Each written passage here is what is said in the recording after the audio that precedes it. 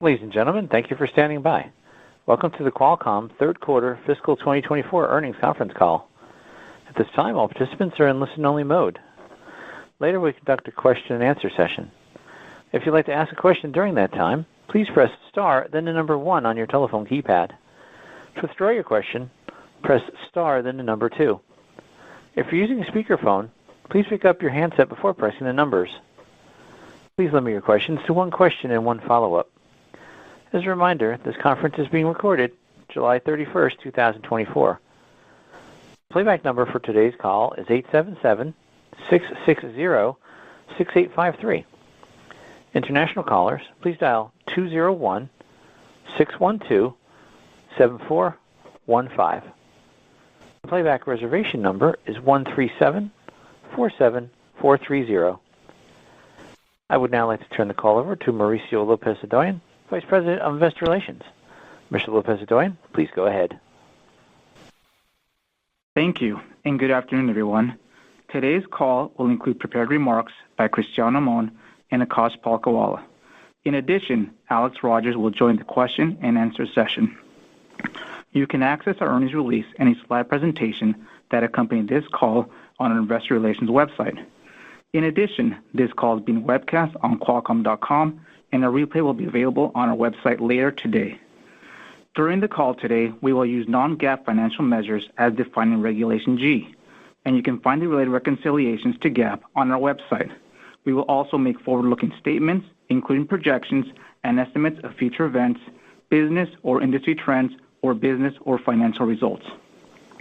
Actual events or results could differ materially from those projected in our forward-looking statements. Please refer to our SEC filings, including our most recent 10-K, which contain important factors that could cause actual results to differ materially from the forward-looking statements. And now to comments from Qualcomm's President and Chief Executive Officer, Cristiano Amon. Thank you, Mauricio, and good afternoon, everyone. Thanks for joining us today. In fiscal Q3, we delivered non-GAAP revenues of $9.4 billion and non-GAAP earnings per share of $2.33, which was above the midpoint of our guidance range. Revenues from our chipset business of $8.1 billion reflect the sequential growth in automotive and IoT and continued traction of our Snapdragon mobile platforms across leading smartphones. Our automotive and IoT revenues were the result of ongoing execution of our diversification strategy. Licensing business revenues were $1.3 billion. Now, I would like to share some key highlights from the business. In automotive, we secured more than 10 new design wins with global automakers during the quarter. These include next-generation digital cockpit, connectivity, and/or ADAS and autonomy. Our Snapdragon digital chassis continue to scale across virtually all OEMs and is now a key asset for the automotive industry. As we look forward, we're focused on extending our industry-leading on-device AI solutions to the Snapdragon digital chassis to enable automotive-centric Gen AI use cases and applications. It's important to note that our architecture, with capabilities across all domains, is uniquely positioned to enable sensor data to be utilized simultaneously for ADAS autonomy workloads and user-centric Gen AI experiences in the digital cockpit. A great example is our Snapdragon Ride Flex solution, which combines digital cockpit and ADAS on a single SoC. Future drivers for automotive growth include Gen AI experiences, the software-defined vehicle transition, central computing replacing microcontrollers, expansion into two-wheelers, and car-to-cloud services. In handsets, we are pleased that all Galaxy Z Fold 6 and Flip 6 are powered by the Snapdragon 8 Gen 3 for Galaxy, delivering extraordinary AI capabilities, premium-level performance, and power efficiency for foldable devices. Together with Samsung and our other partners, we continue to push the boundaries of on-device Gen AI on mobile devices. To that end, we're pleased with the growth and trajectory of AI use cases on smartphones.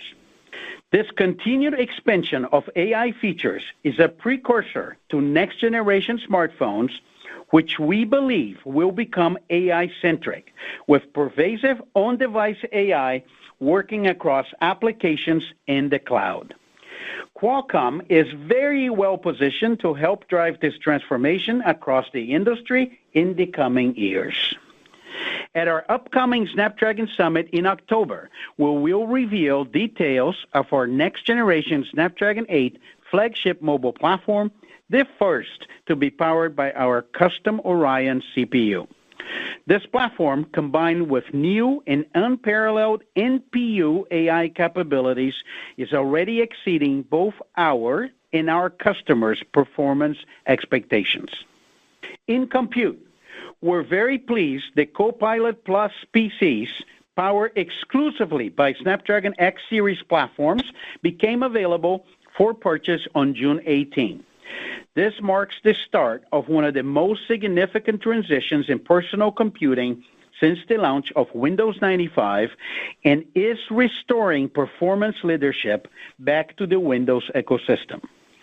20 Copilot Plus PCs from Microsoft, Dell, HP, Lenovo, Acer, Asus, and Samsung are now available across 20 countries and 47 retailers. It's important to highlight the unique Copilot Plus and Snapdragon X Elite dedicated retail spaces in Best Buy, Costco, Currys, Harvey Norman, and many more. We are very pleased with the initial response, with several models sold out at retailers and online. Our retail presence is expected to expand to more than 60 retailers across 25 countries in the coming months. We're also working closely with more than 50 global commercial customers to drive Snapdragon readiness in their respective environments. Additionally, we added the Snapdragon X Series platforms to the Qualcomm AI Hub, allowing developers to easily take advantage of optimized AI models to create responsive, power-efficient, and compelling on-device generative AI applications for Copilot Plus PCs. As we look forward to 2025, we are already working with OEMs on the next wave of Copilot Plus PCs. In addition to new design wins, our X Series product roadmap will expand to address PCs with retail prices as low as $700 without compromising NPU performance. Longer term, we believe the benefits of Snapdragon X Series platforms make it clear that the PC ecosystem has begun the transition to an ARM-compatible architecture.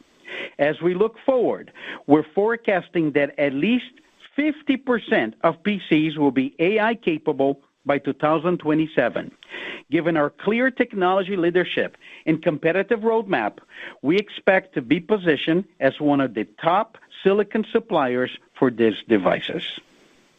We also remain excited about the continued positive momentum in XR, particularly the success of Meta's Ray-Ban smart glasses. Sales are exceeding our expectations due in part to the integration of Llama into the experience. We foresee an acceleration in demand for extended and mixed reality devices as new use cases enabled by Gen AI gain scale. Snapdragon XR remains the industry platform of choice, and we are engaged with major ecosystem players, including Meta, Google, Microsoft, and others. Most recently, at the Augmented World Expo, we showcased two of the latest XR devices, NTT's augmented reality glasses and Sony's upcoming head-mounted mixed reality device. In industrial IoT, we're pleased to report that we're now collaborating with Aramco on connectivity, AI, and advanced computing solutions for industrial and enterprise use cases in Saudi Arabia. This also includes accelerating development of the industrial 4G, 5G, and non-terrestrial networks ecosystem, including the first significant wide area private cellular network for IoT. As the industrial sector is transformed by AI, we expect an increase in demand for more complex on-device processing. This trend aligns well with our core capabilities, especially the computing and AI roadmap we have built for auto and PC. As high-performance processing and intelligence at the edge becomes critical for the next phase of enterprise digital transformation, we see a unique opportunity to build a leadership position in this space. In the next few months, we will announce our new dedicated product roadmap for industrial IoT, including support for multiple operating systems, ability to run multi-billion parameter AI models, and a comprehensive development platform.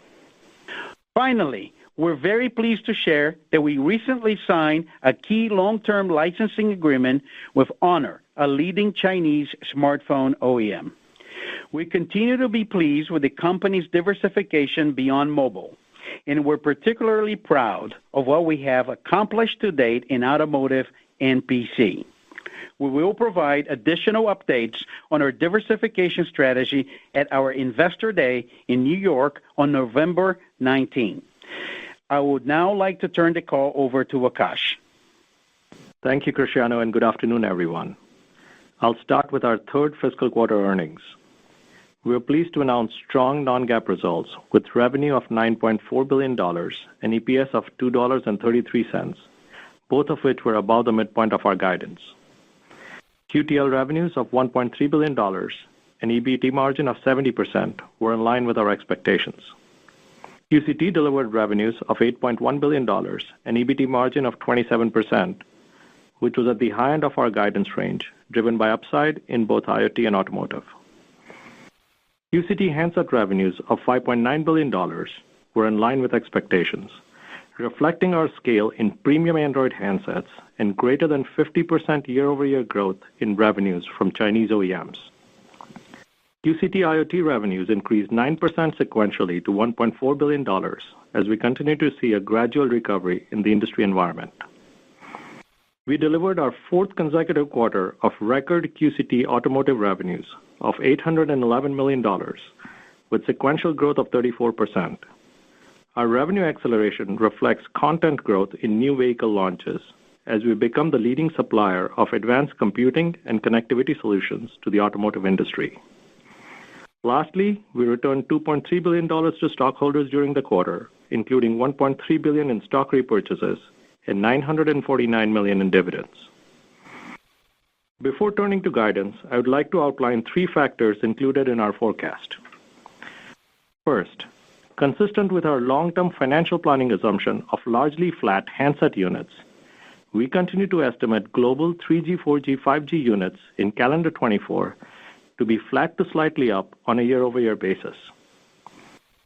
Second, our license to export products to Huawei, which was set to expire in late calendar 24, was revoked on May 7th. This change will impact our revenues in both the current quarter and the first quarter of fiscal 25. Lastly, our fourth fiscal quarter includes an additional week as we align our fiscal reporting period with the calendar quarter end every 5 to 6 years. Now turning to fourth fiscal quarter guidance. We are forecasting revenues of $9.5 to $10.3 billion and non-GAAP EPS of $2.45 to $2.65. In QTL, we estimate revenues of $1.35 to $1.55 billion and EBT margins of 70 to 74%, reflecting normal seasonality for handset units. In QCT, we expect revenues of $8.1 to $8.7 billion and EBT margins of 27 to 29%. We expect QCT handset revenues to grow by low single-digit percentage sequentially. This forecast reflects an increase in purchases from a modem-only handset customer, partially offset by seasonally lower Android revenue ahead of our new Snapdragon premium chipset launch in the first quarter of fiscal 25. We expect QCT IoT revenues will increase by low double-digit percentage sequentially, driven by growth across consumer, networking, and industrial. Following our outperformance in the third quarter, we expect QCT automotive revenues to remain flat in the fourth fiscal quarter. we're on track to deliver approximately 50% year-over-year revenue growth in fiscal 24, providing confidence in our ability to execute to our long-term targets. Lastly, we expect non-GAAP operating expenses to be approximately $2.2 billion. In closing, we are pleased with our execution and financial performance in fiscal 24.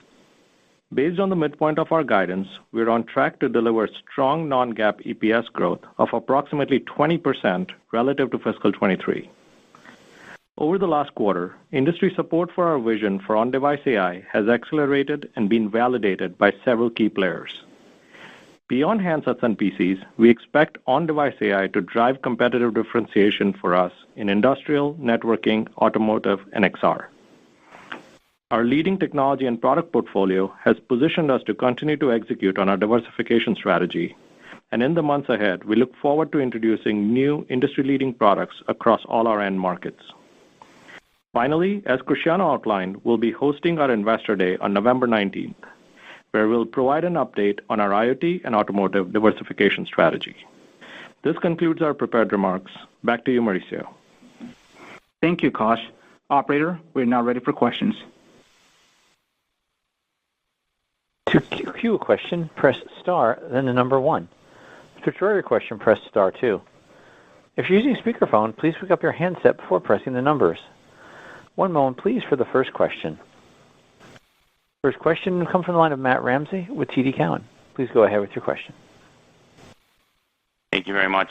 Good afternoon, everybody. I have a couple of questions, guys, really highlighting some of the diversification the company is now starting to deliver on in the revenue. I guess the first one is in the automotive business, some pretty big upside there, and maybe you could talk a little bit about like that you're seeing some of this revenue come through now in OEM programs that no doubt you won 2 or 3 years ago. You think that continues as we roll through the next several quarters? I mean, what kind of momentum could we see as some of these units start to roll out from like I said, programs you won a long time back? And then, Cristiano, the second one, people keep asking lots of questions about AI PCs. As you know, you're getting really close here to when the holiday ramp period would start for you to sell in units. So maybe you could give us your current take on your expectations of what the PC market could bring in terms of units or revenue for your company as we look forward into the next fiscal year. Thanks, guys. Very good. Thank you, Matt. Thanks for asking the questions. Let me start with automotive.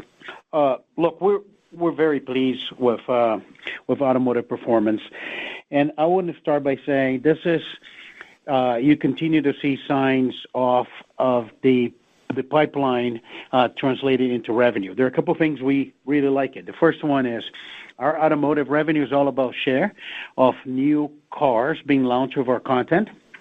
Also, is independent whether the industry is about internal combustion or EV, because it's all about digital. The Snapdragon Digital Chassis really became a key asset for the automotive industry.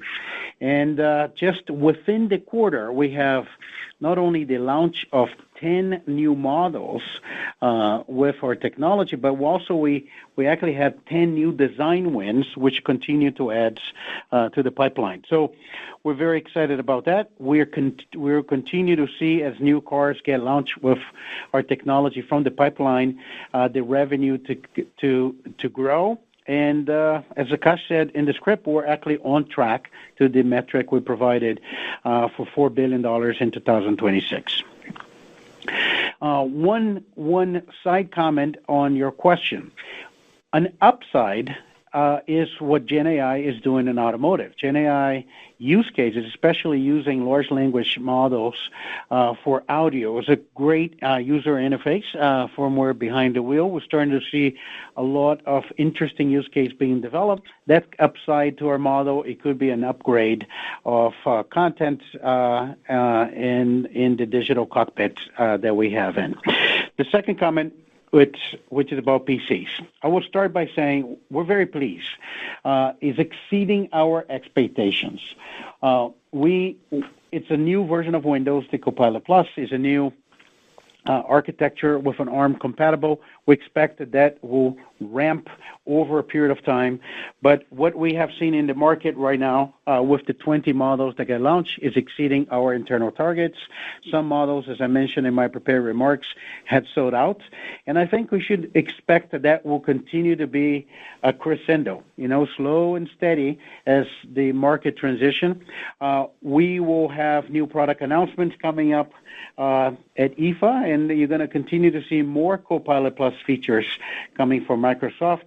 We're very happy about that. As the same thing we did with Auto, we expect PC to be the next biggest driver of diversification for the company, and we'll continue to track every quarter.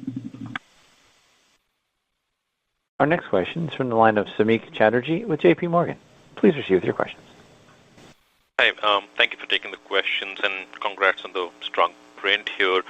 I guess, Cristiano, if I start you off with a smartphone question here related to AI smartphones. One, can you share if you're seeing any appreciable difference in the demand for smartphones with AI features in them from consumers already? And as you look to the pipeline in terms of design wins for next year, how are you thinking about proliferation of the AI features and capabilities into more mid-tier or outside of the flagship tier phones that you work with your customers? And I have a follow-up. Thank you.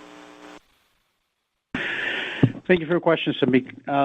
So on smartphones, I would start by saying one thing that we really like, and I think was reflected by some of the metrics provided by Akash. He talks about in his remarks 50% growth within China with Chinese OEMs. So AI has expanded the size of the premium tier. So even in a market which it's kind of flattish to low single digits in growth, the premium tier is actually growing faster. And we've seen that. We've seen a larger premium tier enabled by AI. And to your specific question, we are happy with the trajectory of AI features. We used to have a few. Now we have tens of AI features, and eventually when they get to hundreds, we're going to start to see a change that a smartphone with AI feature will become an AI smartphone.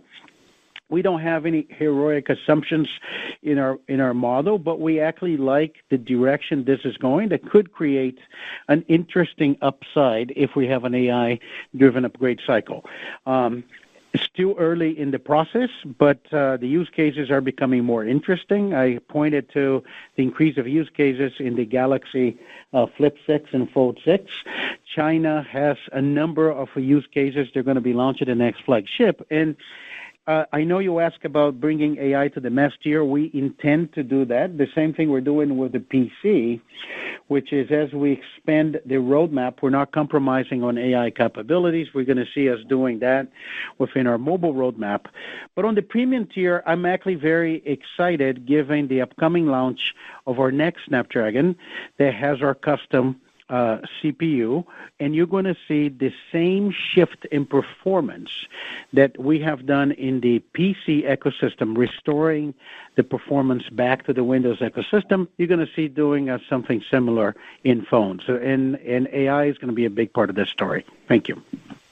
Got it. And a quick one for Akash. Akash, the guide for September revenues, that looks pretty similar to what you were sort of soft guiding us to back sort of 90 days ago, although you now have incremental headwinds with the license to export to Huawei.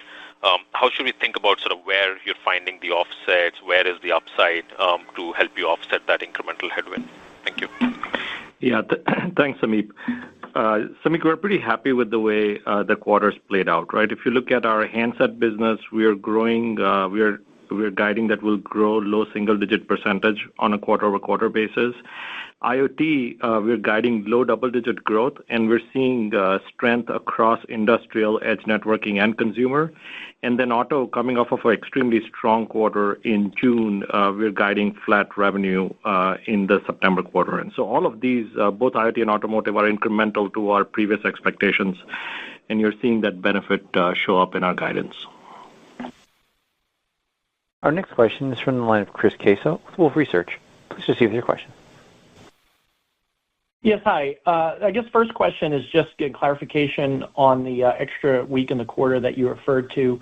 Can you speak about what impact you might expect it to have on both revenue and cost, and if there's any implications on that absence of the extra week as you go into the following quarter, which is obviously a seasonally strong quarter? Yeah, sure, Chris.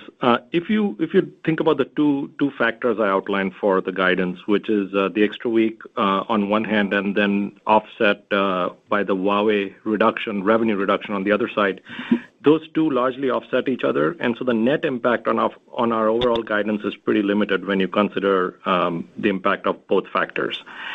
Specifically on the extra week, as you know, not all weeks are created equal as you think about the different parts of our business. So what we've factored in is incremental revenue on the QCT side, incremental OpEx on the OpEx side, and then incremental revenue on the QTL side. And then within QCT, revenue forecast and the benefit that we have from a flagship phone launch, that doesn't really change based on the number of weeks. So that remains largely consistent, and these factors are already included in. But kind of the big message is when you step back and look at the two key factors I outlined, they pretty much cancel out against each other. Okay, understood. And then moving over to QTL, the guidance for the fourth quarter is it's outside of the range that you have been talking about before. You haven't changed your expectation for global handset units. So can you speak to the reason for the QTL guidance and if that's sustainable going forward? Because typically the first quarter is a stronger quarter for that segment. Yeah, sure. So the QTL guidance is relatively straightforward. If you look at June to September, we typically see very small growth on a quarter-over-quarter basis. So we factored that in, and then we have the extra week on top of it as well, which is also factored into our numbers. So that's how we got to the number we're guiding for QTL. Our next question is from the line of Stacy Rasgon with Bernstein Research. Please proceed with your questions. Hi, guys. Thanks for taking my question. I want to ask the second half of Chris's question again that he didn't quite get to. The extra week, how should I think about the implication for December quarter seasonality coming off of that? What are you guys thinking for December, if you could help us shape that a little bit? Sure, Stacy. So as you know well, we typically grow into the first quarter, into the December quarter, and we're expecting that it's a seasonally strongest quarter of the year going forward.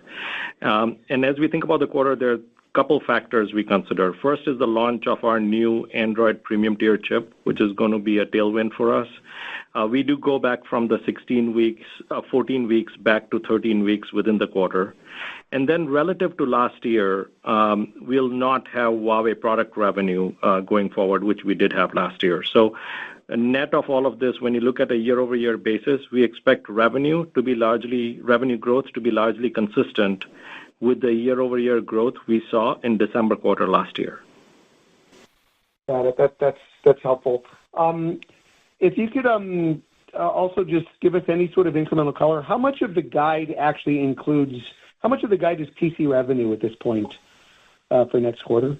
I know you said the consumer piece sounds like it's growing in IoT, that's where it is, but how much of it actually is PCs?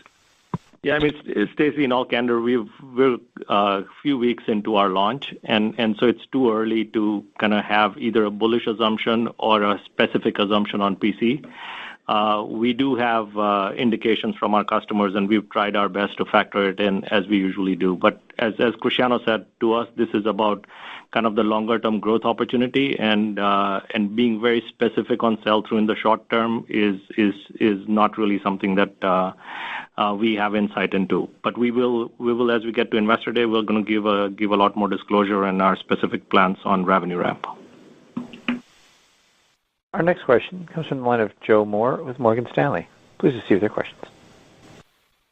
Great, thank you. I wanted to come back to the 50% growth in China handset, and it sounds like you talked about growth in the premium tier there. Can you kind of give us a sense of how much of that is price versus units, and is the market expanding, and then maybe market share commentary, because your numbers seem better than your competitor. Yeah. So if you look at the total handset market, our general assumption is that from 23 to 24, it's flat to slightly up. So the market is not growing. But within that, the premium tier, the trend has been very positive. We've gone from greater than $400 representing 21% of the market now to representing 31% of the market. And so that's very significant growth that we are benefiting from. And as you know, we are very strong at the premium tier, and as that market expands, we get to participate in that, not just from a revenue perspective, but a content increase perspective as well. Okay, thank you. Our next question is from the line of Christopher Rolland with Susquehanna. Please proceed with your questions. Hey guys, thanks for the question. I guess in your latest Q, you talked about a bunch of new licenses coming up. I think they expire early fiscal 25, including Huawei. I guess first of all, the 4G at Huawei, would this might affect these negotiations? Do you expect everyone else to sign in those negotiations as well? And then lastly, do we think about Huawei, that impact as roughly $150 million a quarter? Is that a fair number on the 4G stuff from Huawei? Thank you. Hey, Chris, this is Alex. Thanks for the question. So if you look at the licensing progress basically over the last year or so, we set out to execute on a number of renewals and extensions, and we've done actually a really good job doing that. The most recent was getting Honor signed up to a long-term agreement.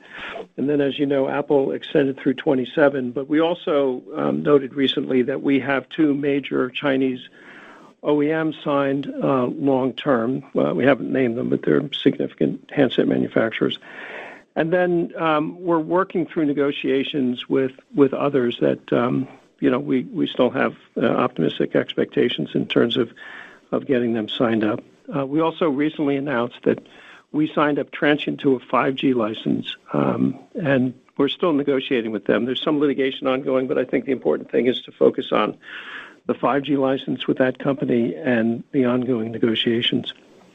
So Huawei is a company that, we've been engaged with, just like the others, in terms of trying to move negotiations forward. We expect that to continue. We don't really have any news on that just yet. And then from a revenue breakdown perspective, as you know, we don't break down our QTL revenue by OEM, but a reasonable way of thinking about it is look at the scale of the market and the number of units any specific OEM contributes to the scale of the market and apply that to our overall revenue stream. Our next question is from the line of Ross Seymore with Deutsche Bank. Please proceed with your questions. Hi, guys. One question, one follow-up. Thanks for letting me ask them. First, one probably more for Cristiano. I just wanted to see how you feel with your leadership position on both the modem and the apps processor side in your handset business. How do you feel about the relative market share that you'll have in the penetration at given customers? There's, kind of perpetual debate about what you're doing with your lead Korean customer year to year, gen to gen. Same thing with your modem-only customer. So as you look forward over the next year or two, how are you feeling about the penetration that Qualcomm can have at the major customers? All right. Thanks for your question, Ross. Loaded question, so I'm going to have to unpack one by one. I think the first part of the question, how do we think about our modem technology? We feel pretty good about our modem technology. I think this is one of the core competencies of the company. We continue to be the number one company in the country in number of wireless patents and standard essential patents, and continue to be the company pushing forward the roadmap. As relates to our business with Apple, we still operate with the framework that we provided to you all. I think when we extended the chipset agreement, we expect to be operating within that. We have no new update to provide it. Everything above what we said before is an upside. So we don't have that in our financial planning assumptions above what we had disclosure. When we think about the application processor, I think the conversation is a little bit more interesting, because we have always had, the leadership in AI performance. We always had the leadership in peak and sustained performance in mobile gaming in other applications with our Arduino GPU. And now, for the first time in a while, we're going to have our own custom CPU, which will be announced at the Snapdragon Summit and will be in the flagship devices launching towards the end of the year, beginning of 2025. So I'll argue that our application processor advantage is accelerating. And as I said in this earnings, I think the launch of the Copilot Plus PC was really graduation for Qualcomm, as it used to be perceived as a communications company, isn't really a computing company, to the point that now we become the benchmark for others to follow within the PC industry. And I think that is going to be reflected in the handsets as well, as we have our own custom CPU. As relates to relationship with Samsung, we have executed agreements with them. It's largely consistent to what you have seen with the launch of the GS24. How's that going to continue? We're pretty happy with the relationship, and I think we both have a lot of opportunity with the AI coming into premium smartphones. Thank you. Thanks, Cristiano. I guess that's my follow-up for Akash. One, in the answer to your prior question, you said that year-over-year growth in December would be about the same as it was last December. Just a clarification, was that just for QCT? And then I guess my bigger picture question, how should we think about gross margins in QCT going forward? Looks like you're implying them down a bit in the September quarter, but still flat year-over-year. As the diversification process happens, automotive, PCs, et cetera, how should we think about that line in your income statement? Sure. So that comment was really focused on overall company, so not just QCT, but the overall Qualcomm metrics. From a gross margin perspective, we did slightly better than we expected. We had guided in third quarter, and what we're doing is we're guiding fourth quarter in line with the guidance we had provided for third quarter. I think as you look forward beyond fourth quarter into fiscal 25, using fourth quarter as a way to model the going forward path is a reasonable way of thinking about it.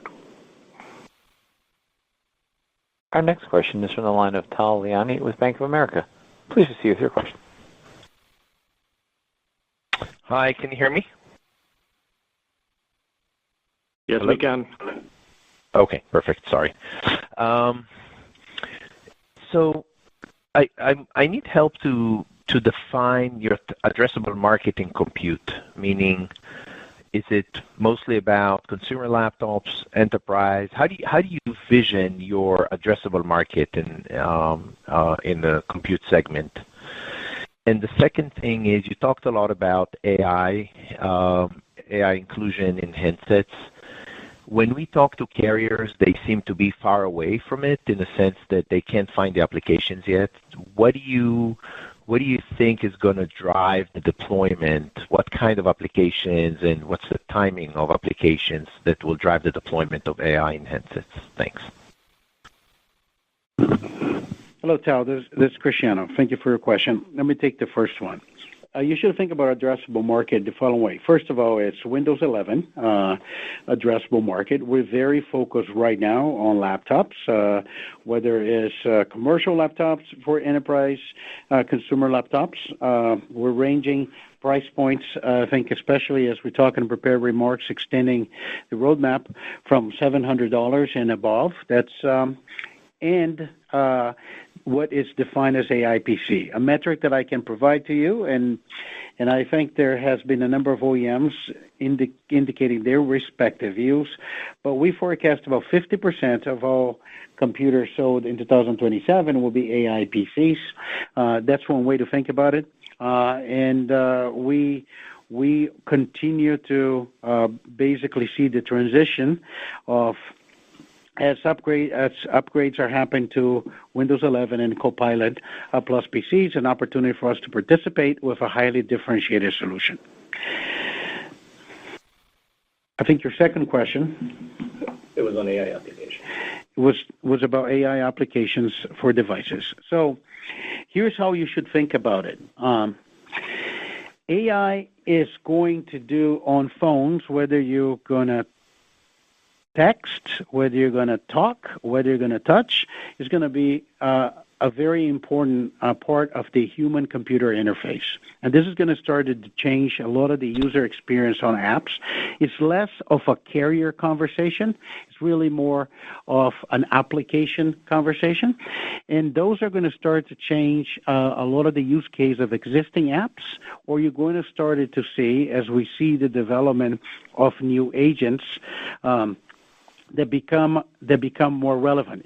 For example, if you are, like me, a user of WhatsApp, you're going to see the ability within WhatsApp for you to search with Llama, for you to do different things with the model, and eventually a lot of the models are going to have multiple functionality across multiple apps.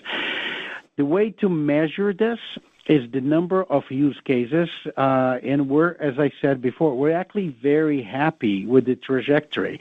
I like to compare what happened with the smartphone. When the smartphone, first there were like 10 apps, and then became 100 apps, and became thousands of apps, became hundreds of thousands of apps, and then it became very clear what was happening.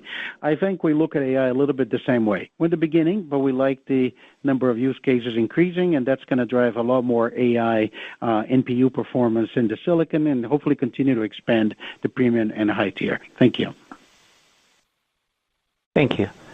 Our last question is from Tom O'Malley with Barclays. Please proceed with your question. Hey guys, thanks for sneaking me in. I had one for Cristiano and one for Akash. Just very recently here, obviously in the quarter, there's a huge step up in the auto portfolio, and I think you guys did a good job of kind of describing what drove that.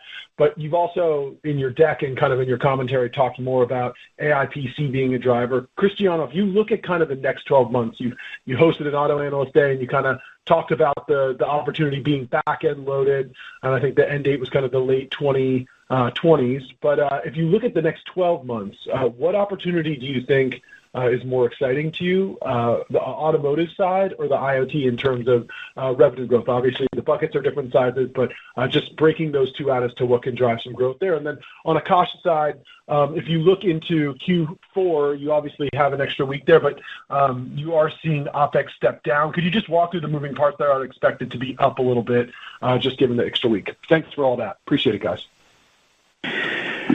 Thank you, Tom. Actually, I appreciate the question. I really like the question. It gives me an opportunity to explain this. You should think of Qualcomm, we're not just trying to build one big business of differentiation. Actually, we're building a number of diversification. We're really focused on this. And when we talk about Auto Investor Day, that was in September 2022, we kind of outline how that is going to be turning into a big platform for Qualcomm and building into the financials. And hopefully you can see now, especially with this quarter, how that's materializing. And that will continue. That's not going away. We expect, given the size of our pipeline, we talk about $4 billion in 26. We talk about $9 billion towards the end of the decade. We're on track to do that. But the second one is PCs. And as we get, it's early, as I said, we're very happy. It's exceeding our expectations. Some models sold out. We just launched. I think when we get to the investor day, we probably will feel comfortable putting a metric out there of what that's going to represent and how that's going to grow over time when we think about a total contribution to Qualcomm. That's one that we're very excited. But we don't stop there. The next one, I encourage you all to see what we're going to do next quarter. I think AI and computing, it's driving the industrial roadmap towards Qualcomm. So we're completely redesigning our industrial roadmap, and we're going to unveil that roadmap in the coming months. So we think about this as there are many markets that can benefit from technology. We're super focused on growth and diversification, and it's about a number of bets, not just one bet. Thank you. And Tom, on your second question in OpEx, we had some non-labor material-related spend and tape-out related spend in the third quarter, which is why third quarter OpEx was higher, and it goes down into the fourth quarter despite the extra week.